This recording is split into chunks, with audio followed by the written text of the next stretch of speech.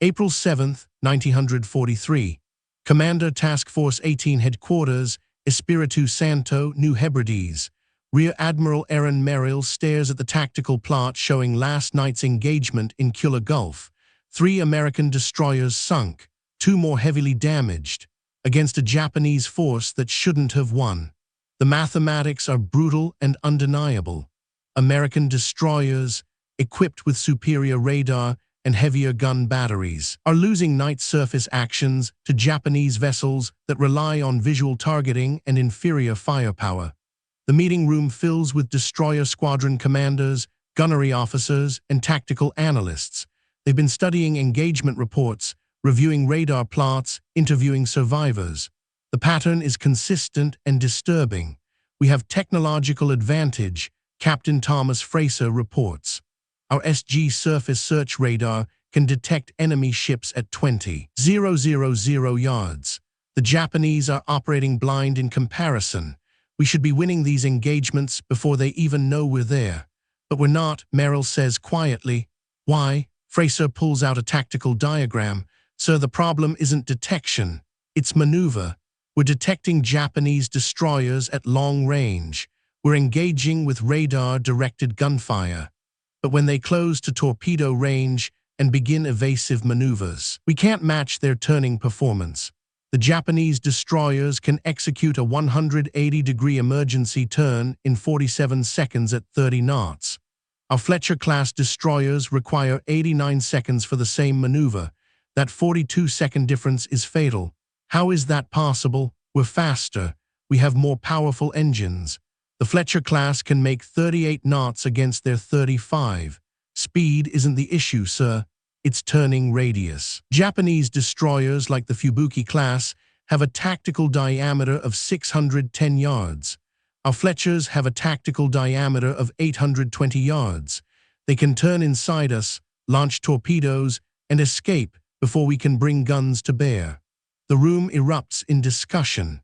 Engineering officers debate hull design and rudder configuration. Tactical officers suggest formation modifications and engagement protocols. Intelligence staff propose avoiding close-range night actions entirely.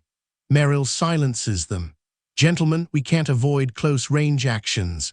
The Japanese control these waters at night. They're running supply convoys to Guadalcanal and resupplying their garrisons. If we can't stop them, we lose the campaign. He looks around the room. Our destroyers have better radar, better guns, better fire control. But if we can't maneuver, those advantages mean nothing. How long to redesign the hull for better turning? Captain William Morrison, Chief Engineering Officer for the task force, pulls out a naval architecture manual. Sir, turning radius is determined by hull length, displacement, and rudder surface area. The Fletcher class was designed for blue water operations. Long range, high speed, stability, not knife fight maneuvering in confined waters. To improve turning radius, we'd need to redesign the stern, increase rudder size, modify the propeller configuration. We're talking about shipyard work, months per vessel, probably a year before the entire destroyer force is modified. Merrill's jaw tightens. How many sailors will we lose in a year? Morrison doesn't answer. Nobody does. The meeting adjourns with no solution. That same night, 40 miles away aboard USS Nicholas, a 22-year-old machinist's mate named Thomas Wilcox sits in the aft steering compartment, staring at a problem everyone says is unsolvable. Before we continue, if you're fascinated by the naval innovations that changed Pacific warfare, hit that subscribe button. 71% of you watching aren't subscribed yet, and you're missing stories like this every week. Machinist's mate second class, Thomas Andrew Wilcox, grew up in a Louisiana shipyard. No naval architecture degree, no engineering credentials. Just a mechanic's son who spent his childhood watching shipfitters repair damaged vessels in dry dock. The Navy drafted him in 1941, ran him through 8 weeks of basic engineering school, and assigned him to USS Nicholas as part of the Black Gang, the engine room crew. His job was maintaining steering gear, hydraulic systems, and propulsion auxiliaries. Keep the machinery running. Don't ask questions. But Wilcox had watched USS Nicholas lose 3 engagement opportunities in the past 6 weeks because Japanese destroyers could outturn them. He'd felt the ship heeling hard into emergency turns, the deck plates vibrating as the rudder struggled to bite into the water, the agonizing seconds while enemy vessels maneuvered into torpedo launch position. The Fletcher-class destroyer has a single rudder, 63 square feet of surface area, mounted centerline behind the propellers, standard Navy design, proven through decades of blue water operations. But Wilcox, sitting in the steering compartment during damage control drills, notices something. The rudder's maximum deflection angle is 35 degrees left or right, standard limitation. Beyond 35 degrees, the rudder loses effectiveness. Water flow separates from the control surface. The rudder stalls, just like an aircraft wing at high angle of attack. But what if the limitation is wrong? What if the rudder could operate effectively at higher angles? Wilcox starts reading the Fletcher-class technical manuals. Section 7, Steering System. Section 8, Rudder Configuration. Section 9, Emergency Procedures. Maximum rudder angle, 35 degrees. Do not exceed without authorization from Bureau of Ships. He finds the engineering justification. At angles beyond 35 degrees, the rudder produces diminishing return. Water flow becomes turbulent. Hydraulic forces increase exponentially. Risk of structural failure becomes unacceptable. But the math is based on steady-state conditions. Calm water, no combat maneuvering. The calculations don't account for the dynamic loads during high-speed emergency turns when you need every degree of turning performance. Wilcox walks to the ship's machine shop during his off-watch. Chief Machinist's mate Robert Henderson is grinding a replacement valve stem. Chief, hypothetically, if someone wanted to modify the rudder stops to allow greater deflection, what would happen? Henderson stops working. His expression shifts from curiosity to alarm. Hypothetically, the rudder might snap off and leave the ship dead in the water, or the hydraulic system might fail, or you might tear the stern transom off the hull. Why are you asking? Because we're losing fights we should be winning because we can't turn fast enough. Henderson wipes his hands on a rag. Wilcox, rudder design is calculated by naval architects who understand stress loads and hydrodynamics. You're a machinist's mate. You turn wrenches. You don't redesign ship systems. What if the calculations are conservative? What if the rudder can handle more angle than the specs allow? Then the Bureau of Ships would have authorized it. Henderson's voice hardens. Don't even think about modifying steering gear. That's not unauthorized maintenance. That's sabotage. You'll face general court-martial. Wilcox returns to the steering compartment, but he can't stop thinking about the problem. The rudder stops are simple mechanical limiters, steel brackets that prevent the steering ram from pushing the rudder beyond 35 degrees. Adjusting them would take 30 minutes with basic hand tools. He starts tracking the ship's maneuvers. During drills, he notes the rudder angle, the ship's heading change rate, the time required for various tactical maneuvers. He creates a notebook filled with data that no machinist's mate should be collecting. 180-degree turn at 30 knots, 89 seconds, maximum rudder angle 35 degrees. 90-degree turn at 25 knots, 41 seconds, maximum rudder angle 35 degrees. Emergency backing maneuver, 67 seconds, rudder angle varied. What if the rudder went to 45 degrees, 50 degrees? The turning radius would decrease. The time to complete tactical maneuvers would drop, maybe enough to match Japanese destroyer performance. On May 3, 1943, USS Nicholas returns to Espiritu Santo for routine maintenance and resupply. The crew gets 48 hours of shore leave. Wilcox doesn't leave the ship. He waits until 0200 hours when the duty section is minimal. Then he climbs down to the aft steering compartment with a toolbox and a flashlight. The rudder stops are exactly where he expected. Simple bracket assemblies that limit the hydraulic ram travel. He measures the current position, calculates the modification needed to allow 50-degree deflection instead of 35 degrees. Then he makes a decision that will either save lives or end his career. He loosens the mounting bolts, shifts the stop brackets outboard, tests the hydraulic ram travel. The rudder can now swing to 50 degrees left or right. He retightens the bolts, cleans up his tools, returns to his bunk. Nobody knows what he's done. The modification is invisible unless someone specifically checks the rudder stop settings, which nobody ever does. The next morning, USS Nicholas gets underway for patrol operations. Wilcox reports to his duty station. His hands shake slightly. He's either solved the problem or sabotaged his own ship. During the transit north, the officer of the deck orders a standard course change. Rudder angle 20 degrees right. The ship turns normally. No unusual vibration, no hydraulic anomalies. Wilcox breathes easier. The modification works for normal maneuvers, but the real test comes during combat. May 8, 1943, 0230 hours, Kula Gulf. USS Nicholas is on patrol with two other destroyers when radar picks up surface contacts at 18,000 yards. 3 Japanese destroyers. Course south at 28 knots. The American formation moves to intercept. Range closes to 12,000 yards. Gun directors track the targets. The gunnery officer waits for optimal firing position. At 9,000 yards, the Japanese destroyers detect the Americans. They execute a coordinated emergency turn. 3 ships simultaneously reversing course in a maneuver that looks impossible on the radar plot. USS Nicholas's captain orders his own emergency turn to maintain firing position. Hard left rudder, all engines ahead flank. The helmsman spins the wheel. In the steering compartment, Wilcox watches the rudder angle indicator.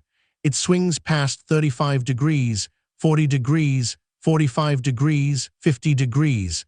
The ship heels violently. The deck tilts 32 degrees.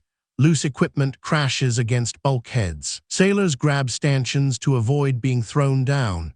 But the ship turns fast. The tactical plot shows USS Nicholas completing a 180-degree reversal in 52 seconds, 37 seconds faster than standard performance. The American destroyer maintains gun bearing on the target. The 5-inch guns fire continuously. The Japanese formation breaks up as one destroyer takes multiple hits and slows. The engagement lasts 9 minutes. USS Nicholas suffers no damage. 1 Japanese destroyer is sunk. The other 2 withdraw at high speed.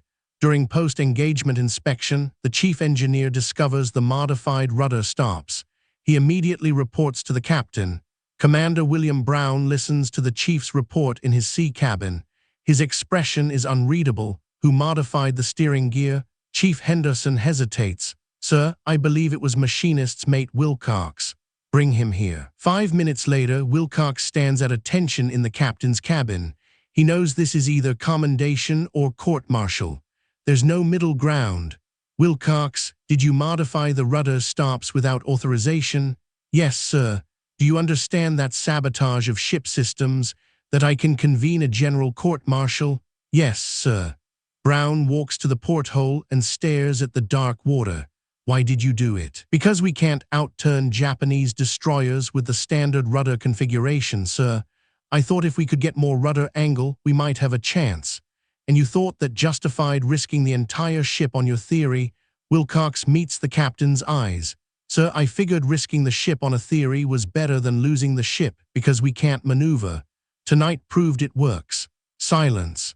Brown considers his options. By regulations, he should place Wilcox under arrest. Unauthorized modification of safety-critical systems, endangering the vessel, clear violations, but the modification worked. The ship performed emergency maneuvers that wouldn't have been possible with standard rudder configuration. They won an engagement they might have lost. Wilcox, you're confined to quarters pending investigation.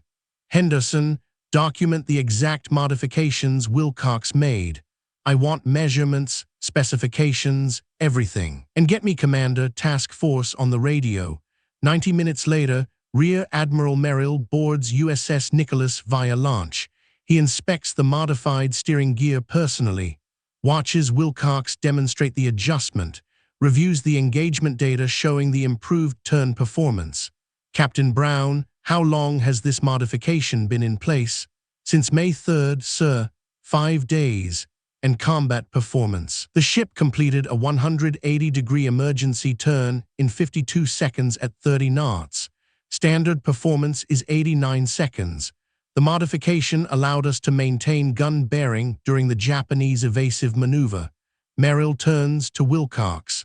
Sailor, you modified critical ship systems without authorization, without engineering analysis, without any safety review. That's court-martial level offense. Yes, sir. It's also the most tactically significant innovation I've seen in 30 years of naval service. Merrill looks at Captain Brown. I want this modification tested under controlled conditions. Full engineering evaluation, stress analysis on the rudder assembly, hydraulic system load testing.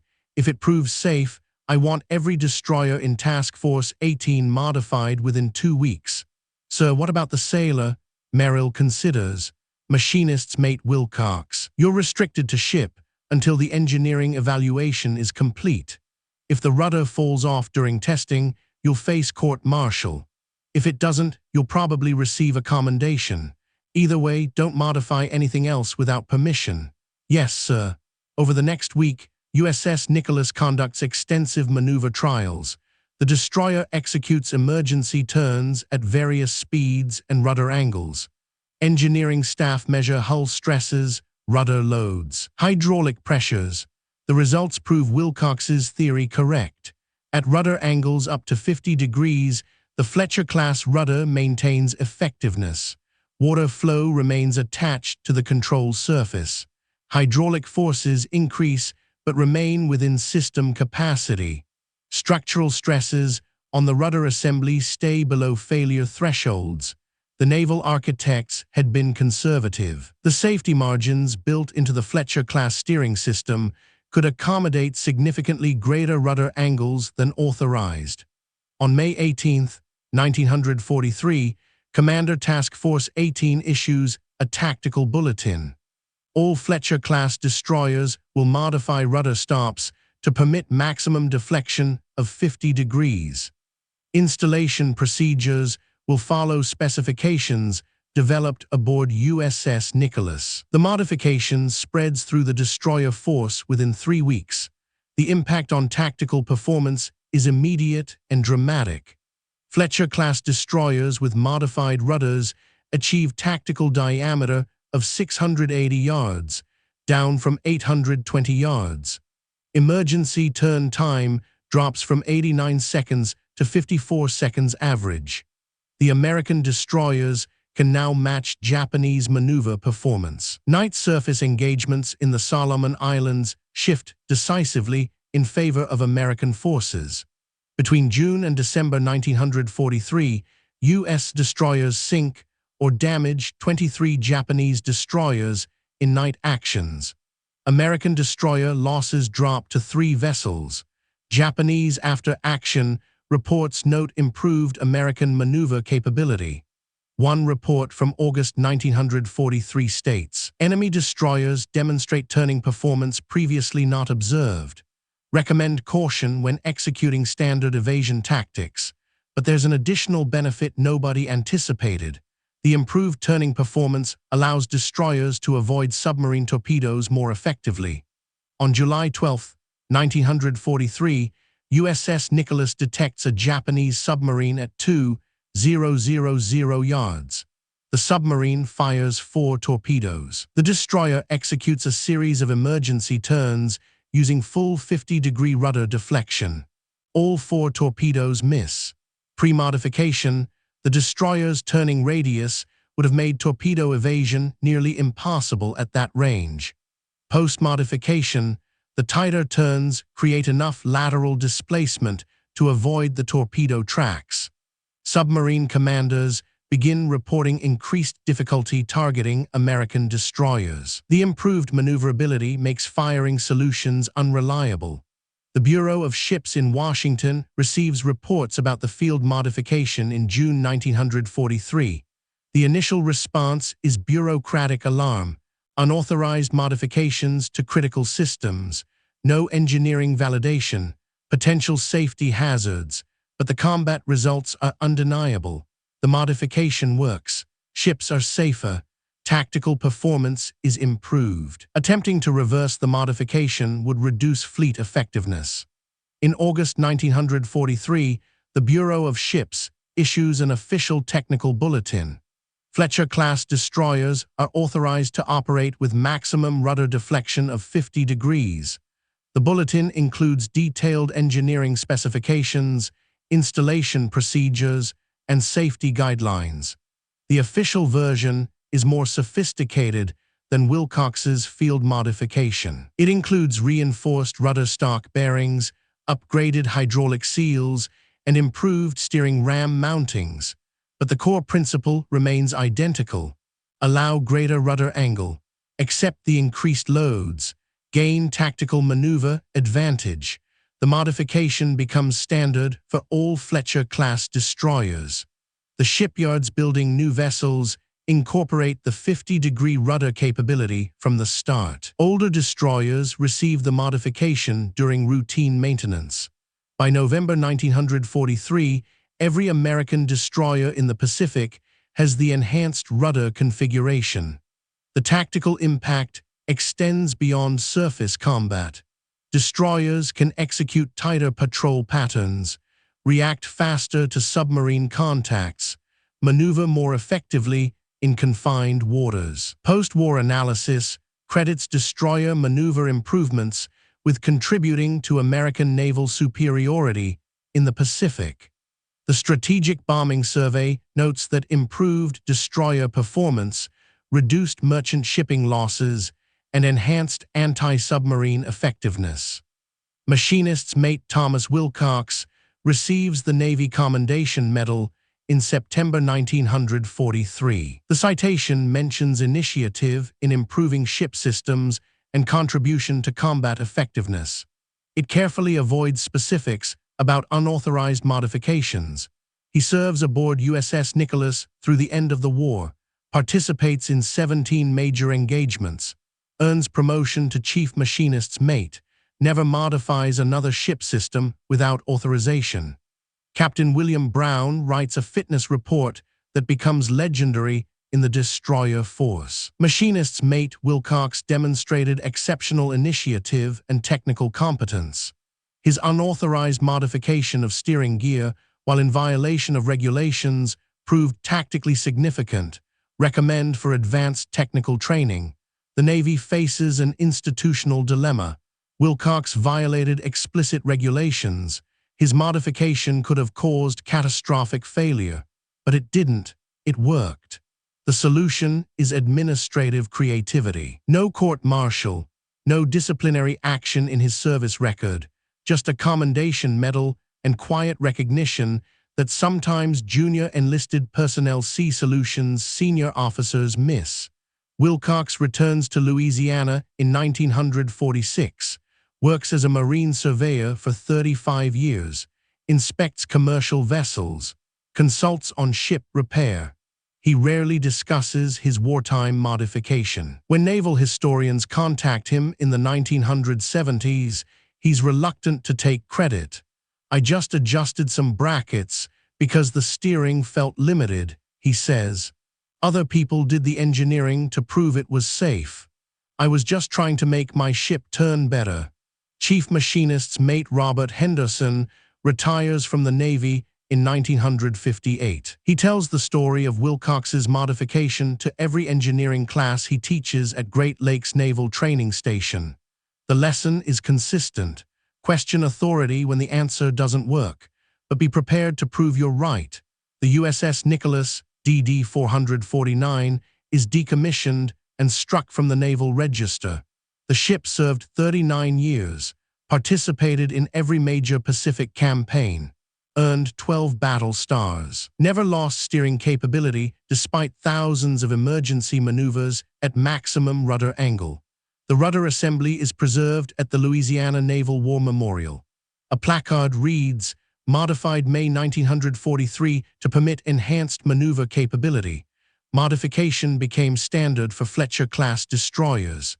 No attribution, no names, just the artifact and the result."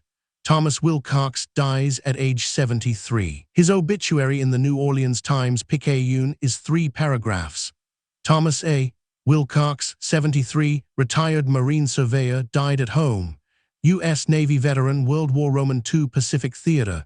Survived by wife Martha, 3 children, 6 grandchildren. It doesn't mention 23 Japanese destroyers sunk after his modification became standard. It doesn't mention that his unauthorized adjustment became official Navy doctrine. It doesn't mention that modern destroyer rudder systems still use the principles he proved in a midnight modification with hand tools. Just Navy veteran. But in every Naval Academy course on ship handling, in every surface warfare officer training program, in every discussion about emergency maneuvers and tactical ship control, there's a case study about the machinist's mate who made destroyers turn like speedboats. The lesson isn't about rudders or hydraulics. It's about questioning design limitations when combat proves them wrong.